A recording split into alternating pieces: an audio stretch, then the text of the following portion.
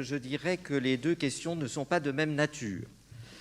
Alors d'abord, M. Tauchet m'oblige à sous-peser dans des balances arachnéennes quelques milliers d'euros. Je reviens à ce qui a été dit. Il compare 128 100 euros pour 24 résidences en 2019 et 120 500 euros en résidence 2020 pour 24 résidences aussi. C'est la délibération qui vous est proposée ici.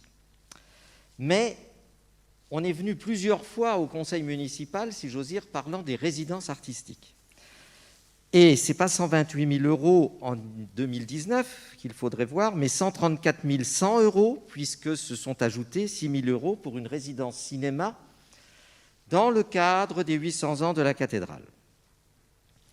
En 2020, ça sera 132 500 euros, à comparer aux 134 000, puisqu'il y a certes les 120 500 euros des 24 résidences, mais il y a aussi 12 000 euros pour 2 résidences, dont les délibérations ont été prises par l'ancienne municipalité en février 2020 sur les arts visuels, etc. Alors voilà, je pense que j'ai répondu. Je pense qu'on ne va pas se battre pour une différence aussi faible de 1 600 euros, parce que de toute façon, ces résidences tiennent compte effectivement des projets qui sont financés, et les projets tiennent compte de la présence de l'artiste, des horaires passés, et en plus les projets changent. Et ça me donne d'ailleurs l'occasion de répondre, si M. Tauchet le permet, à Mme Grellet, et de commencer tout de suite par justement sa dernière intervention sur le passeport culturel.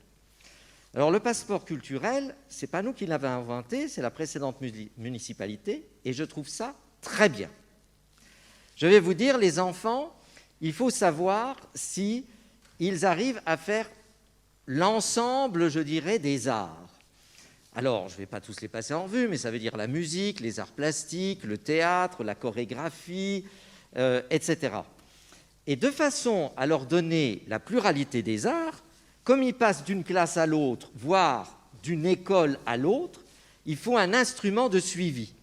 Et cet instrument de suivi, c'est comme un carnet de santé, c'est comme un carnet de notes, il suit l'élève.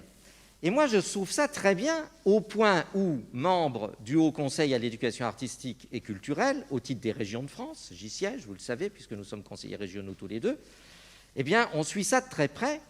Et j'ai demandé au Haut Conseil que l'exemple de Metz soit suivi par toutes les communes de France, puisque c'est ça notre rôle, parce que je trouve que c'est un instrument de suivi qui est absolument indispensable.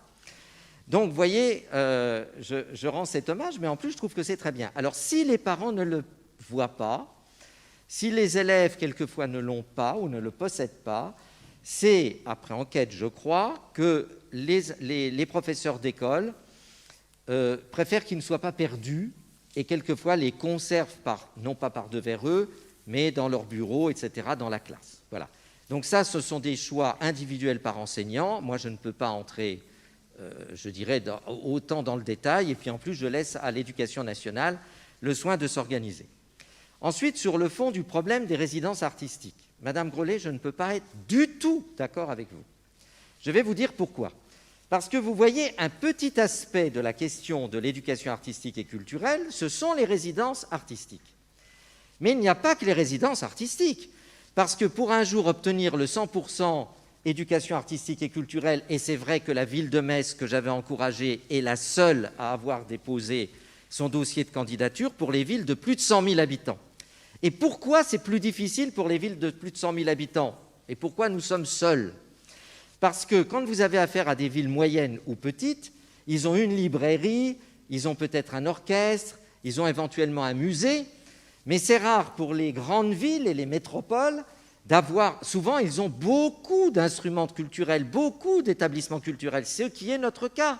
Regardez, Metz Métropole, Pompidou, l'Opéra, le musée, bon, les écoles d'art et le conservatoire, c'est à part, mais, et puis Metz en scène avec l'Arsenal, la BAM, les Trinitaires, l'Orchestre national de Metz, etc., sont énormément d'institutions. Et quand vous avez beaucoup d'institutions, eh ben, c'est plus difficile d'arriver au 100% parce qu'il y en a une qui fera de l'EAC, pardon pour le slogan, le sigle, l'éducation artistique et culturelle, et que tout le monde ne pourra pas le faire. Et là, vous avez oublié toute cette dimension, Madame Grollet, je peux me permettre de vous le dire, puisque à l'heure actuelle, dans la ville de Metz et avec les instruments de Metz Métropole et ses établissements, nous avons partout, vous m'entendez, partout, un dispositif d'éducation artistique et culturelle. Il y a même dans chaque service important, je veux parler de Pompidou, de l'Opéra, des musées, de l'orchestre, etc., un service à l'intérieur avec des agents qui travaillent sur cette chose. Et donc, on est déjà en pointe. Là, on parle simplement d'un plus, qui sont les résidences artistiques, qui se font depuis d'ailleurs assez longtemps. Moi, je me souviens, quand j'étais encore aux affaires, on avait certains artistes commandés par des galeries d'art qui allaient chez les élèves de Metz-Borny, d'ailleurs, puisqu'on visait surtout le quartier politique de la ville à l'époque, et pas toutes les écoles. Donc, ça, c'est un plus. Alors, vous posez une question. Vous me demandez, est-ce que c'est fait pour les écoliers ou est-ce que c'est fait pour les artistes? Ah, elle est très jolie, la question. Mais je vais vous répondre, elle est faite pour les deux. Parce qu'il est très important que les écoliers soient confrontés à la création artistique, et c'est ce qui est derrière les résidences d'artistes, c'est toujours de la création.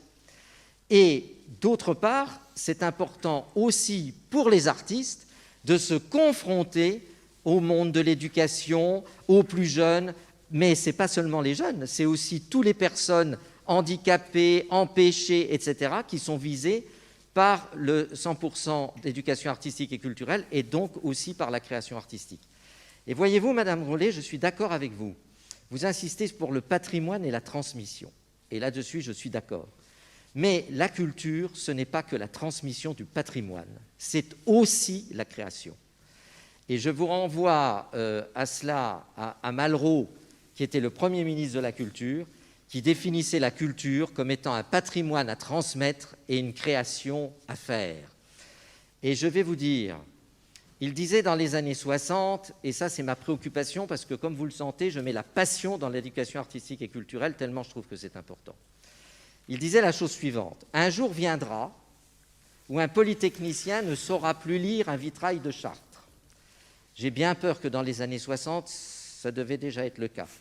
Mais ce que je peux vous dire aujourd'hui, c'est que je suis certain, pour faire visiter de temps en temps la cathédrale à des élèves de grandes écoles, qui ne sont plus capables de lire un vitrail de Chagall.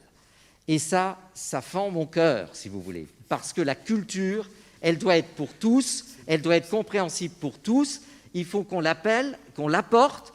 Pourquoi? Parce qu'aujourd'hui, il y a des familles qui sont dans une fracture culturelle, qui n'est pas une fracture financière ou une fracture sociale, parce que vous pouvez avoir des gens qui sont, comme on dit, Apple middle class ou au-dessus, comme on dit en anglais, et qui n'ont pas cette culture à transmettre à leurs enfants, tellement aujourd'hui l'éducation nationale oublie un peu les humanités et cette transmission du patrimoine au profit de la technique, et de l'immédiatement rentable sur le plan de l'emploi. Voilà. Et puis, je vais m'arrêter là, parce que sinon... Bien, merci Monsieur Thill.